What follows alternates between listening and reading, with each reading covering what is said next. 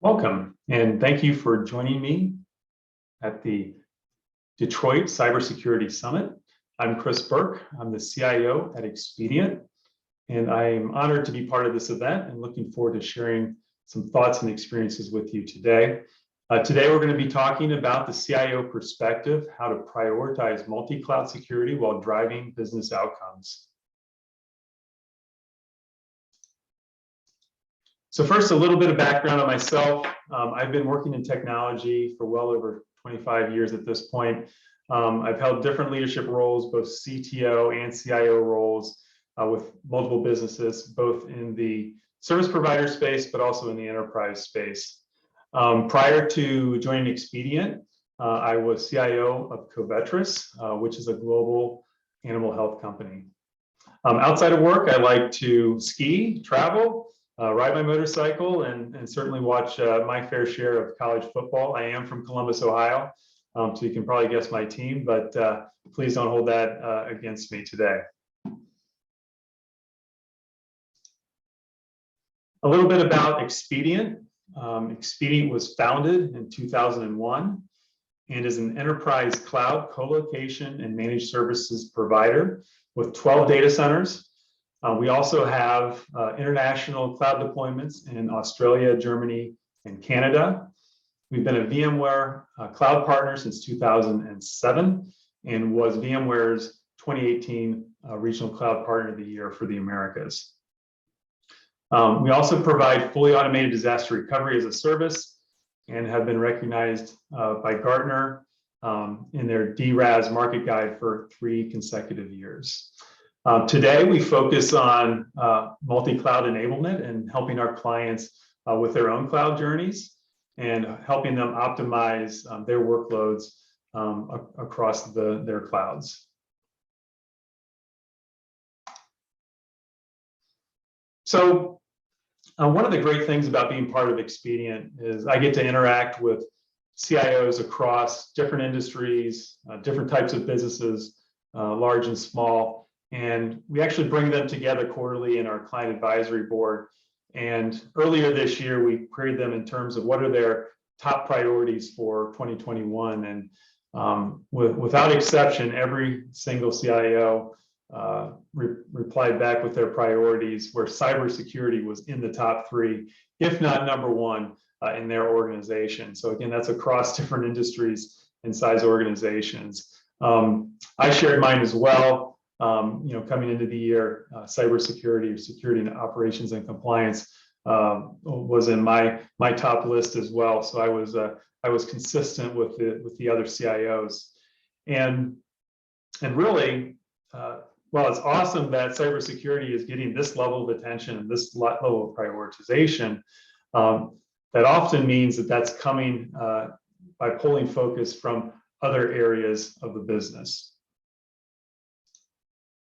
And so while a CIO is typically tasked with driving positive business outcomes today and innovation for the future, cybersecurity, while critical, is not an actual business outcome. And so that provides a challenge to CIOs that are trying to balance resources. Really, as a CIO, I want to focus on, am I delivering on my budget? Am I getting ROI out of the projects that I'm delivering for the business? Do I have good uptime for the business? Am I innovating and creating opportunities for tomorrow, new efficiencies, new capabilities, new revenue opportunities? And I'm doing this through a finite set of resources, those same resources that often need to focus on cybersecurity as that increases in priority within the business. So recently, there's been a couple significant events that are crowding out the focus for a lot of CIOs. The first one we're not going to talk about in too much detail, but the pandemic clearly was a major event across all functions in the business, no different for technology, and certainly has been a massive effort to manage through over the past year and a half. But additionally, the increase in cybersecurity threats has also been acute and has become a core focus, as we've seen with CIOs that we interact with, due to sharp increase in size and scale and frequency of the events, but also most companies now have a larger threat surface. They have more data centers, they have more devices, they have more users, they have more applications, and certainly more clouds. And so that larger threat surface definitely raises in priority and efforts that have to be put into the cybersecurity space. So the challenge for CIOs is, how do I manage growing cybersecurity threats and needs while still delivering business results? How do I avoid that crowding out effect, or how do I avoid having that crowding out effect impact my ability to deliver value to the business? And so put together an approach with 3 high-level steps that will help you think about how to optimize your resources to deliver on cybersecurity. So first step is defining your core cybersecurity scenarios. These are scenarios that are specific to your business, critical to your industry, that you've determined have the highest potential impact and are specific to your organization. So step number 1 is defining those scenarios. Step number 2 is defining your own core competencies. What are you going to hang your hat on? What do you have in-house and want to keep in-house to ensure that you're delivering and not looking to find a partner to do that? And then the last item, once you've done those first 2, you can look at the gaps between, these are my cybersecurity scenarios, this is what I have as far as core competencies, then here are the gaps that I need to look to develop a partner ecosystem to help complement my own capabilities from partners. So let me break these down a little bit further. So number 1, defining your core cybersecurity scenarios. Determine what's critical to your business, your industry, your region. Again, it's easy to get caught up in the headlines of the day, the link that your CEO sent you saying, what about this? Are we at risk? And those are important things to be able to answer, but it doesn't mean that that becomes a particular scenario for you, depending on what your business is and how you operate. Second point is, you should be aligning your scenarios with overall corporate goals and ultimately discussing and get alignment at the corporate level. And I'll show an example of how that can work in a little bit. But really having that alignment will help draw the right focus and attention, not just within the IT organization, but also beyond into the other functional areas of the business. Then lastly, really look to frame those scenarios in terms of protect, detect, recover.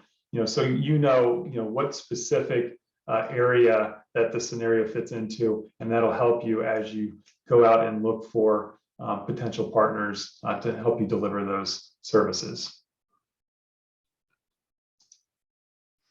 Second item is, what do you hang your hat on? So identifying your core competencies, and first start with your existing capabilities, and then determine, are they strategic capabilities or are they accidental? Sometimes you have a capability in-house that maybe isn't strategic to you, but you just do because that group was already there, that individual was already there. So definitely look at those capabilities and determine what you really need and want to keep inside. You do that by looking at, is it a capability that helps differentiate us from our competitors? Does it give us some sort of competitive advantage? Does it give us some keen insight that our competitors don't have? That would definitely be something to consider keeping in-house. And then lastly, is it a business imperative? So is it something that's table stakes for my industry or table stakes for my company? I have to do this in-house. It could be a regulatory item and so on. Definitely consider those in terms of what you're going to hang your hat on. The other thing to really consider is just the trends in the labor market today. In particular for cybersecurity jobs, looking at the U.S. Bureau of Labor Statistics, most recent statistics on cybersecurity jobs, they're expecting 31% annual growth through 2029 in cybersecurity, and that's 7 times the normal job growth rate. So definitely expect there to be significant competition for resources if you are trying to bring things in-house. So you have to consider that as well, because that's going to certainly drive your expense. Speaking of that, the other thing that the Bureau of Labor Statistics is expecting is a salary premium on all of these cybersecurity roles, upwards in the $15,000 range in the US. to be a premium that you're most likely going to be paying for bringing those resources in. So definitely considerations when you're determining what you hang your hats on. And then third item is developing the partner ecosystem.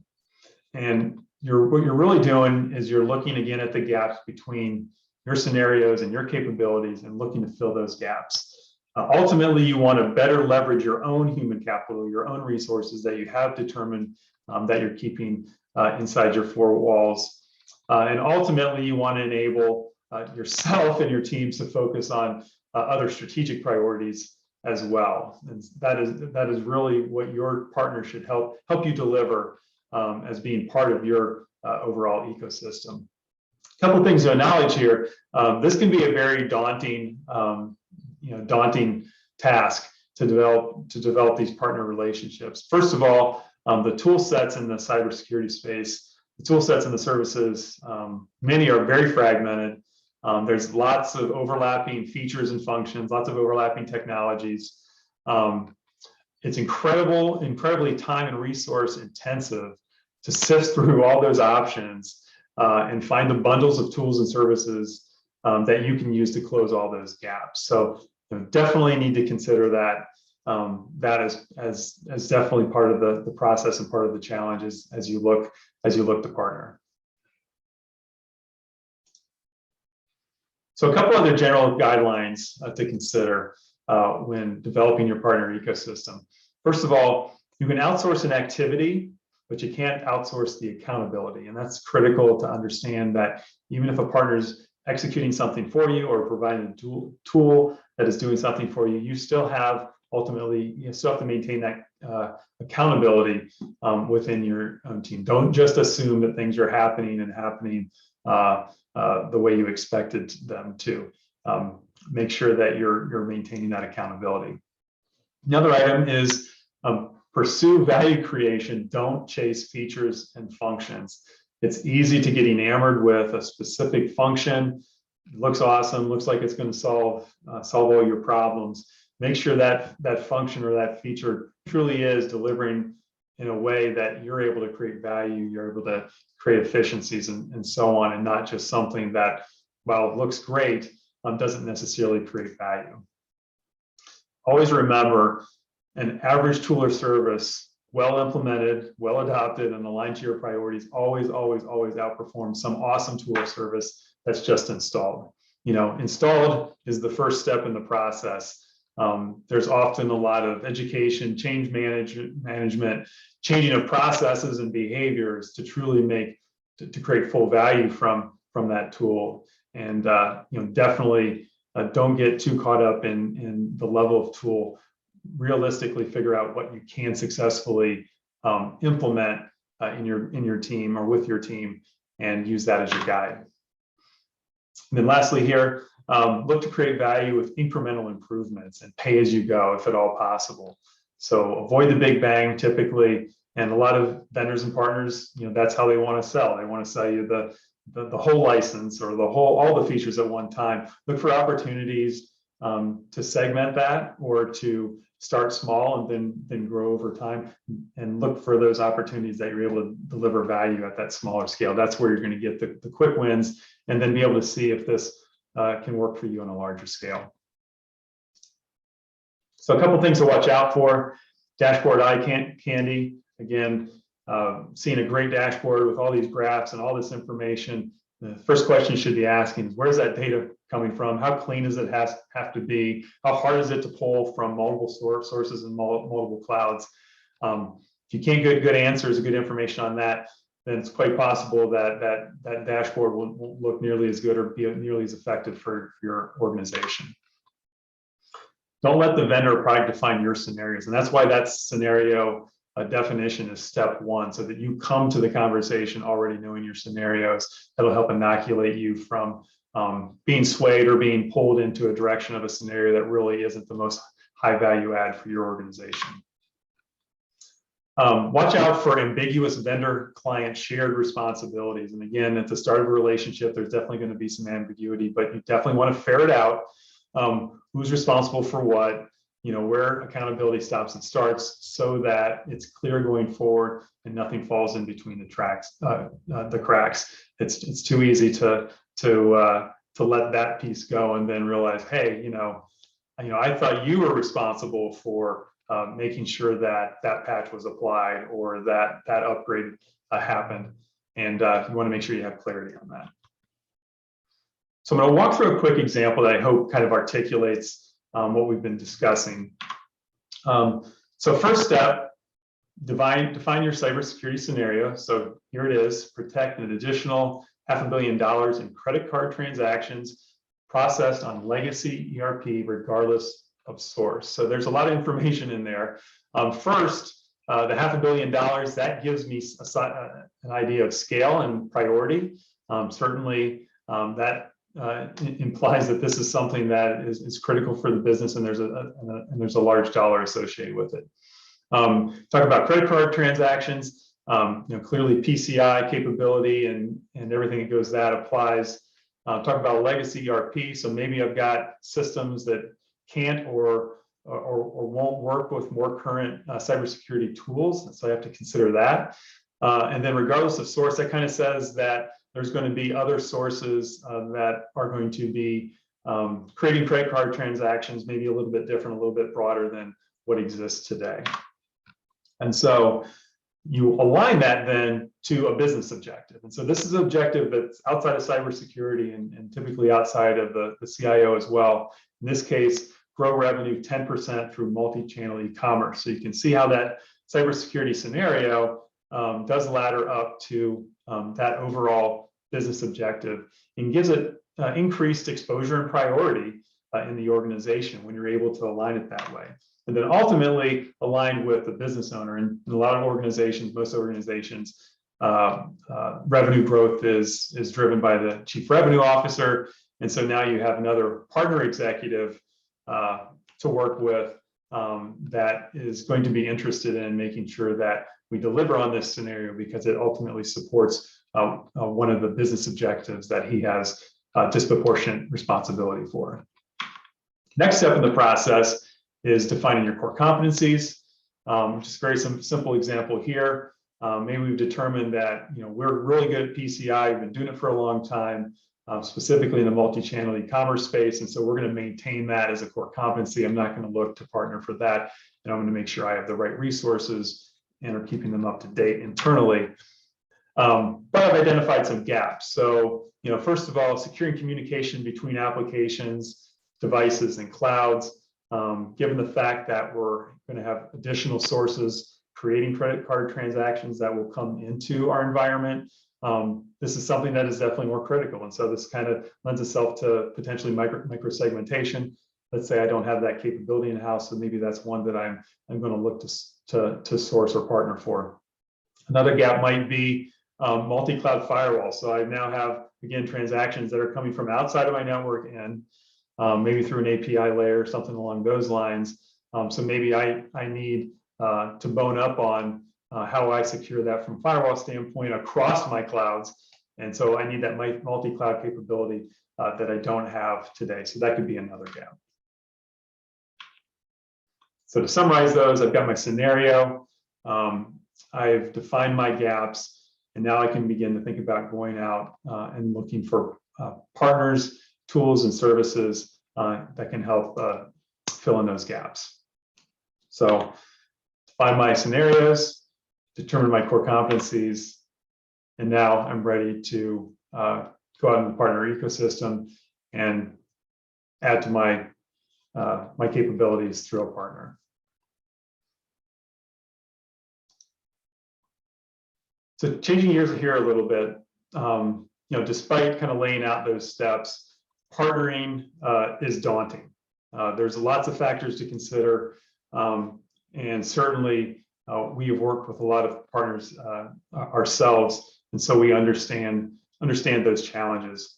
And so what we found, what works best for how we deliver our services and capabilities to our clients, is we work to curate technology solutions on behalf of our clients. And so we focus on going out, finding tools and services in the marketplace, spending time testing, figuring out how to support them, put them in our own labs, run them through beta test programs, and ultimately provide to our clients what we consider a curated technology solution that they know has gone through those steps. So we're kind of meeting them halfway, if you will, to helping them augment and enhance their own capability without the efforts and cost and expense of starting from scratch with a whole set of potential partners. We also bring to the table multi-cloud thinking. So we assume you as a client are already multi-cloud, and we recognize that that adds significant complexity. And so we develop services and tools with multi-cloud built in, and you'll see that here in a second. And then lastly, we develop solutions that can be tailored. And more specifically, we allow our clients to tailor our offering to fit their specific scenarios and core competencies. And we also enable you to scale those as appropriate for you. If you need to start small or if you need it in a larger scale, we offer that as part of our solution set. So what we call this within the security space is cloud safer. And just going to walk through quickly some of our specific offerings that we have in our cloud safer space. First of all is multi-cloud firewall. So this is to manage your firewall policies across clouds and ensuring that you have the same rules, the same consistent security posture, regardless of which cloud you're in or if you're on premises as well. We also offer microsegmentation. And again, this is to protect your workloads really at the OS level. And this is regardless of where that workload lives, whatever cloud it lives in. It's really that east-west type protection. We enable single sign-on through identity access management. And so you have consistent authentication. And again, across all the tools, both Expedient tools as well as your own tools can be added to that. We provide endpoint security as a service, so protecting your endpoints from malware. And this is based on both signature-based as well as behavioral attack detection. And then lastly, kind of tying it all together, kind of getting to that single pane of glass with a SIEM to collect and analyze all of your security events. And again, cross-cloud, regardless of what cloud those events are occurring in, and collecting them into one view, so you have that capability at your fingertips for your organization. And just to share those same offerings, just in our overall multi-cloud universal services framework, you can see some of our other offerings there. I'm not going to go through any of this in any detail, but I did want to point out one that I would also kind of throw in the security bucket, and that's the push button DR, which again, that's if you look at the recover part of the protect, detect, and recover, the recover is obviously very critical as well. If something does happen, you want to be able to bring your business back, and that's a big part of rounding out that overall security offering. So to kind of end things here, CIOs can focus on driving positive business outcomes and innovation and still prioritize multi-cloud security. And certainly we Expedient are here to partner and help you on that journey as well. So I want to thank you very much for participating in this presentation. I encourage you to visit the exhibitor booth in the virtual expo hall immediately following this discussion, and you can ask questions live, and we've got folks there, including myself, to be able to chat and to answer those questions, and we'd be happy to do that. So again, thanks for watching, and hope to hear from you soon.